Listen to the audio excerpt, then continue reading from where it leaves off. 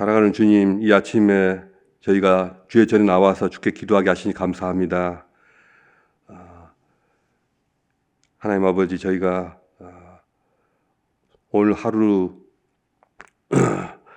주께 주시는 새로운 시간들, 또 많은 사람들, 여러 사람들 만나는 그러한 귀한 기회들, 저희가 해야 할 많은 일들 가운데서 저희가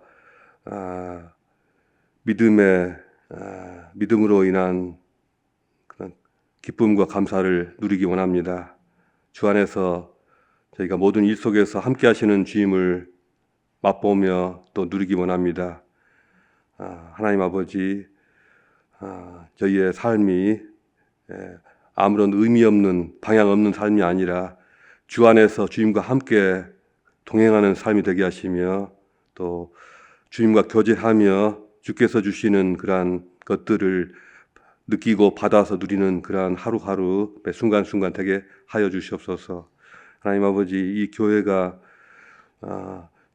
가장 주님이 사랑하시며 또 주님의 뜻을 이루는 그러한 충성된 교회가 되게 하여 주시옵소서. 모든 사역자 또 직분자들이 늘 하나님께 기도하며 하나님께 달려나가는 그러한 교회 되게 하여 주시옵소서. 이 아침에 저희로 말씀으로 만나주시고 성령으로 채워주시옵소서. 예수 그리스도 이름으로 기도합니다. 아멘. 오늘 우리가 함께 읽을 말씀은요, 사도행전 22장 30절부터 23장 10절까지만 읽겠습니다. 이튿날 천부장은 유대인들이 무슨 일로 그를 고발하는지 진상을 알고자 하여 그 결박을 풀고 명하여 제사장들과 온 공회를 모으고 바울을 데리고 내려가서 그들 앞에 세우니라. 바울이 공회를 주목하여 이르되, 여러분 형제들아, 오늘까지 나는 범사의 양심을 따라 하나님을 섬겼노라 하거늘. 대제사장 아나니아가 바울 곁에 서 있는 사람들에게 그 입을 치라 명하니, 바울이 이르되, 회칠한 담이여, 하나님이 너를 치시리로다. 네가 나를 율법대로 심판한다고 앉아서 율법을 어기고 나를 치라 하느냐 하니, 곁에 선 사람들이 말하되, 하나님의 대제사장을 네가 욕하느냐? 바울이 이르되, 형제들아, 나는 그가 대제사장인 줄 알지 못하였노라. 기록하였으되 너의 백성의 관리를 비방하지 말라 하였느니라 하더라. 바울이 그중 일부는 사두개인이요 다른 일부는 바리새인 줄 알고 공회에서 외쳐 이르되, 여러분 형제들아, 나는 바리새인이요 또 바리새인의 아들이라. 죽은 자의 소망 곧 부활로 말미암아 내가 심문을 받노라.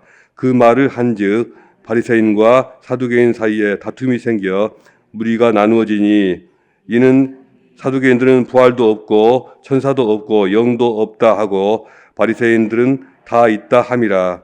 크게 떠들새 바리새인 편에서 몇 서기관이 일어나 다투어 이르되, 우리가 이 사람들을 보니 악한 것이 없도다. 혹 영이나 혹 천사가 그에게 말하였으면 어찌하겠느냐 하여 큰 분쟁이 생기니, 천부장은 바울이 그들에게 찢겨질까 하여 군인들 명하여 내려가 무리 가운데서 빼앗아 가지고 영내로 들어가라 하니라. 거기까지만 읽겠습니다. 오늘 세 부류의 종교인들이라는 제목으로 이 말씀을 함께 나눠보고자 합니다. 오늘 우리가 읽은 성경 본문에서는 세 부류의 유대 종교인들을 볼 수가 있습니다. 대제사장 아나니아가 첫 번째고요, 두 번째로는 사두개인들이 있고요, 세 번째로는 바리새인들이 있습니다. 오늘은 이들에 대해서 잠깐 생각해 보는 시간을 갖겠습니다. 먼저 대제사장 아나니아입니다. 대제사장은 하나님 앞에서 이스라엘 백성 전체를 대표하는 자입니다.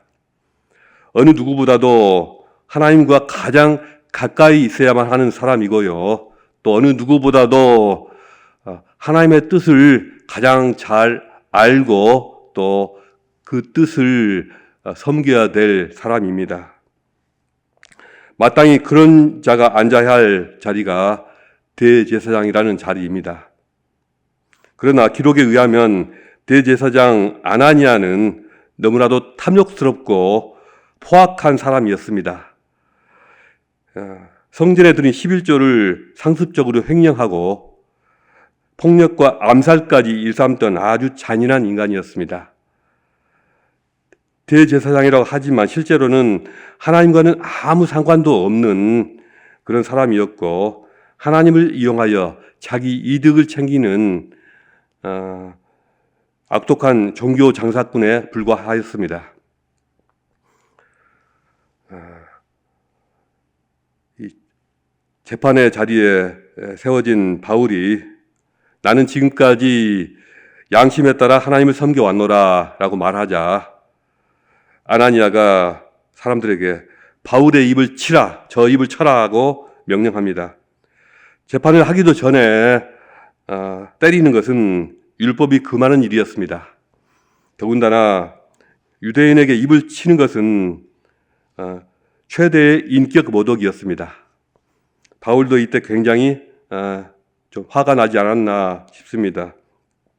아나니아를 향해서 회칠한 담이여 하나님이 너를 치시리로다 하고 큰 소리로 말을 하였습니다. 바울의 말은 단순히 어떤 감정적인 대꾸라기보다는 아나니아의 불법 행위에 대한 정당한 비판이자 경고였습니다. 그리고 놀랍게도 하나님이 너를 치시리로다 라고 말한 바울의 말이 사실 역사적으로 이루어졌습니다. 아나니아는 11년간 대제사장으로 활동하다가 아그리빠 2세에 의해서 파면되었고 주후 66년 로마와의 전쟁이 시작되었을 때 일부 열심당원들이 그의 집에 불을 지르고는 도망가는 그를 뒤쫓아서 칼로 찔러 죽였습니다. 그는 재판장에서 자신이 바울을 심판하는 그런 자라고 생각했겠지만은 정작 심판을 받은 사람은 자기 자신이었습니다. 중요한 위치에 있을수록 그 책임이 큰 법입니다. 우리가 성경을 읽으면은 이 성경 속에 나타난 수많은 인물들을 보게 되는데 하나님께서는 중요한 자리에 있는 사람일수록 더 큰 책임을 물으시는 것을 볼 수 있습니다. 맡은 역할이 크면 클수록 그 책임도 크고 또 그 죄에 대한 징벌도 가혹하게 물으십니다.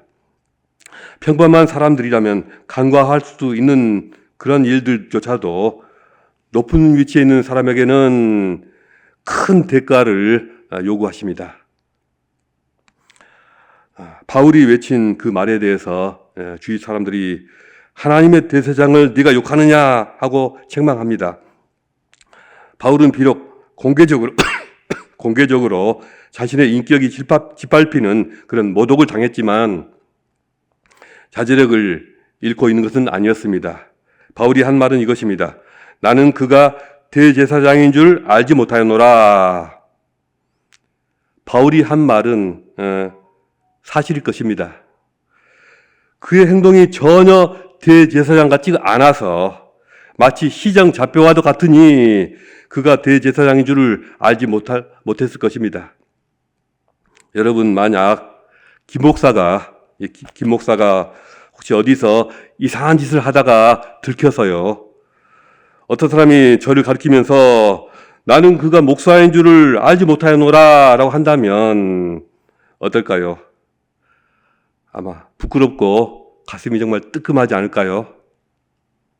목사가 그런 말을 들으면 좋겠습니까? 전혀 목사 같지가 않아서 난 몰랐어. 이런 말을 들으면 안 되겠죠. 지금 이 자리에는 목사들도 있고 또 장로님, 권사님, 집사님들이 앉아 계십니다. 그런데 사람들이 우리를 볼 때 나는 저희가 목사님인 줄 벌써 눈치챘어. 아니면 이분이 장로님인 줄은 사람들이 다 안다. 이런다든가. 또 이분은 딱 봐도 권사님 같아. 이런 말을 듣는 것이 좋지 않겠습니까? 목사라는 것이 표가 나야 되고 또 장로, 권사, 집사라는 것이 표가 나야 되지 않겠습니까? 그런 삶이 되어야 하지 않겠습니까? 그런데 반대로 당신이 목사였다고 에이 그럴 리가 한다든가, 당신이 교회 집사라고 에이 거짓말이지, 이런 말을 듣는다면은 문제가 있겠죠. 그러니 우리는 평소 우리의 삶을 늘 조심해야 합니다. 성경의 가르침이 우리 삶 속에 구체적으로 드러나고 있는지, 우리 얼굴에서 주의 가르침이 나타나고 있는지, 우리의 말씨에서 드러나고 있는지 늘 조심해야 합니다. 중요한 직분을 받은 분일수록 교회 밖에서도 진중하고 또 진실되게 행동해야 할 것이고요. 또 교회 안에서도 예배나 각종 모임이나 교제의 자리에 늘 신실하고 충성스럽게 임해야 할 것입니다.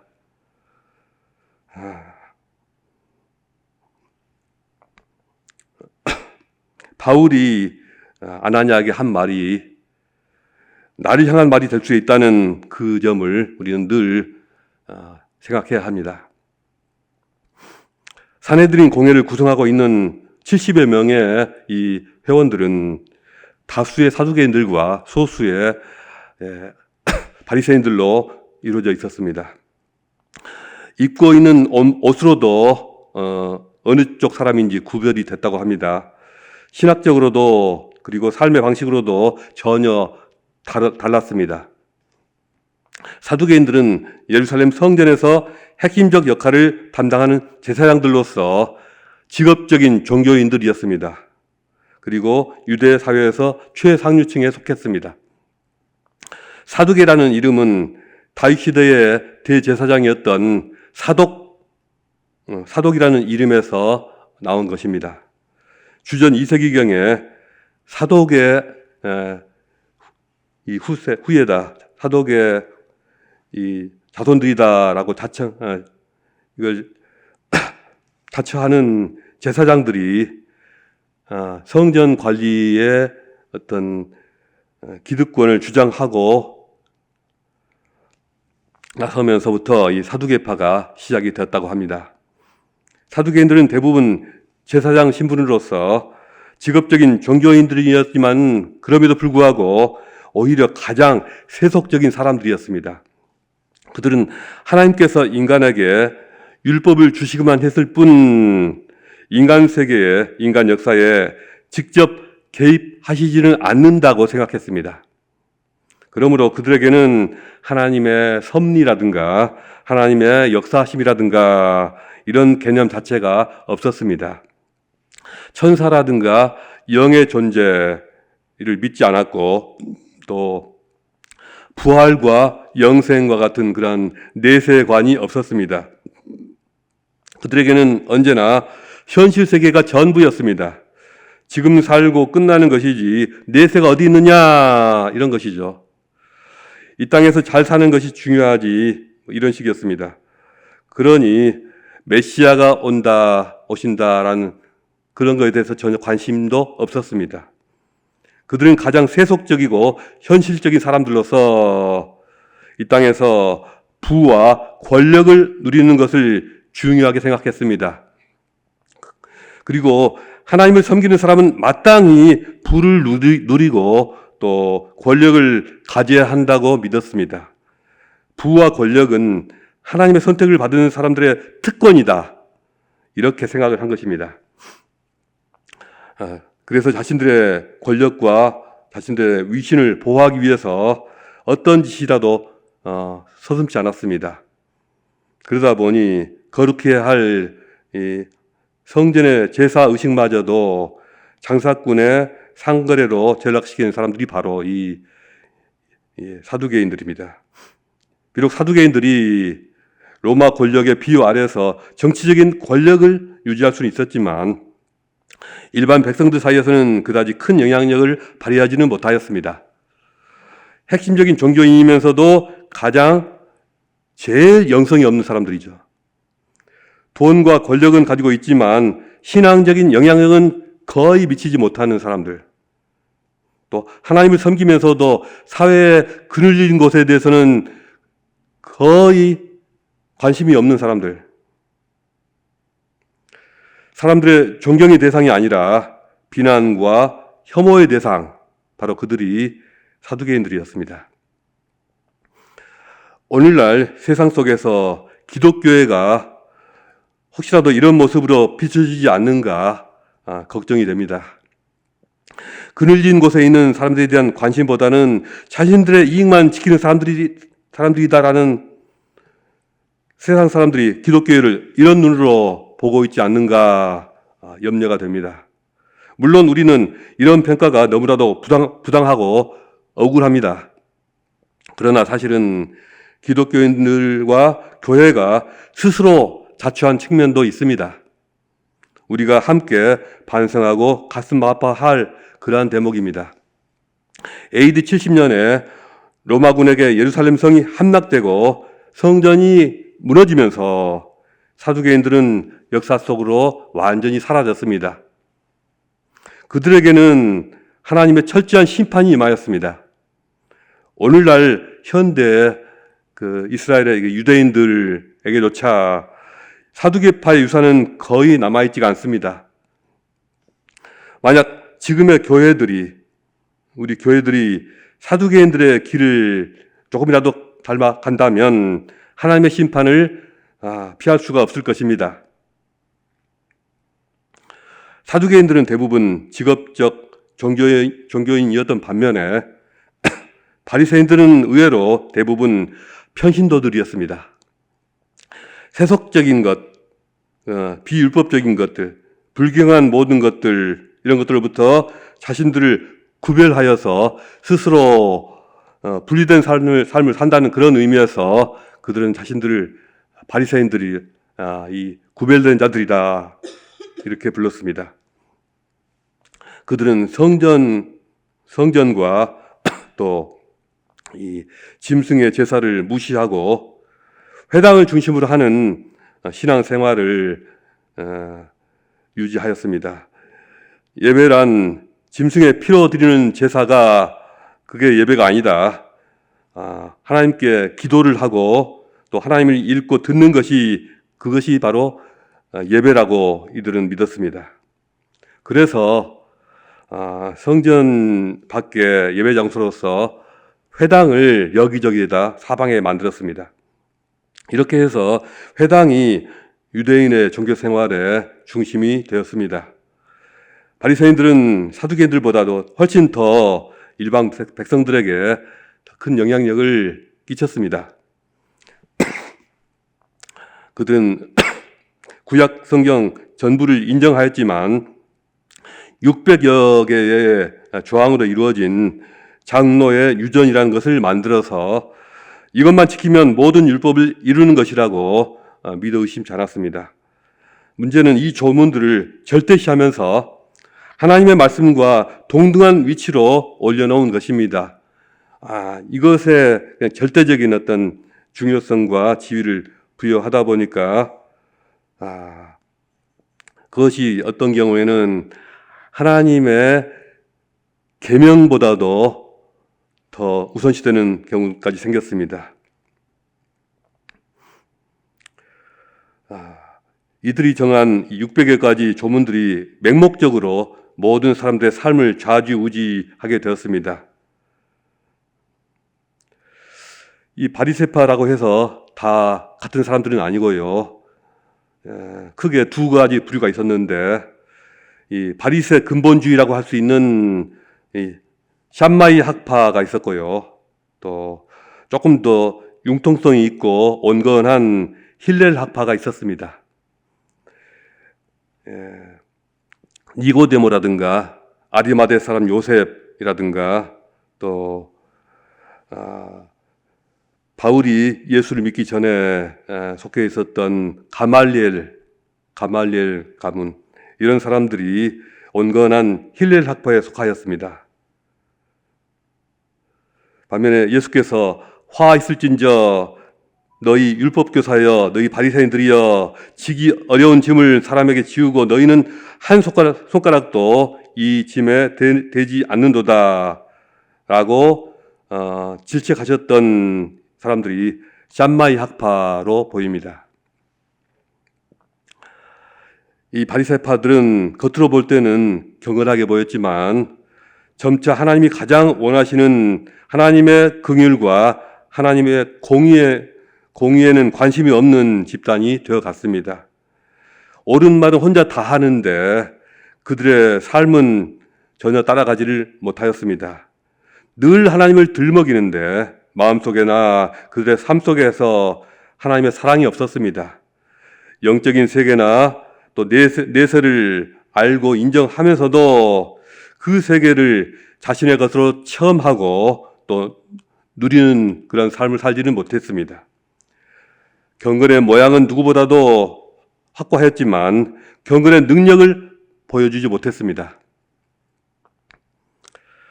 바리새파는 예루살렘 성이 함락되고 모든 유대인들이 디아스포라가 되어서 사방으로 흩어졌을 때 유일하게 살아남은 유대 종파가 되었습니다. 오늘날 이스라엘 이 국민들, 그 사람들이, 그 유대인들이 다 바리새파의 후예들입니다.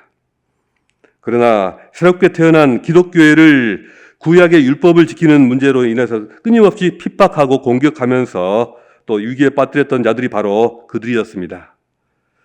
우리는 바리새인의 길을 따라가지 않도록 조심해야 하겠습니다. 우리의 언어 속에서도 하나님이 계셔야 하겠지만 그 이상으로 우리의 마음 속에 또 우리의 삶 속에 하나님이 계셔야 하겠습니다. 경건의 모양은 조금 부족할지언정 누구보다도 경건의 능력을 가진 사람들이 되기를 소망합니다. 오늘 우리는 대제사장 아나니아, 또 사두개인들, 그리고 바리새인들을 보았습니다. 그들의 모습을 통해서 우리를 살펴봅니다. 대제사장 아나니아처럼 반사회적인 종교인의 모습을 닮지 않도록, 이만큼이라도 닮지 않도록 기도합시다. 사두개인처럼 경건의 모양도 없고 능력도 없는 신앙인으로 전락하지 않도록 기도합시다. 바리새인처럼 경건의 모양은 있고 능력은 못 가진 신앙인이 되지 않도록 기도합시다. 이 기도 제목을 가지고 주님 앞에서 이 시간 기도하겠습니다. 자유롭게 기도하시다가 돌아가시겠습니다.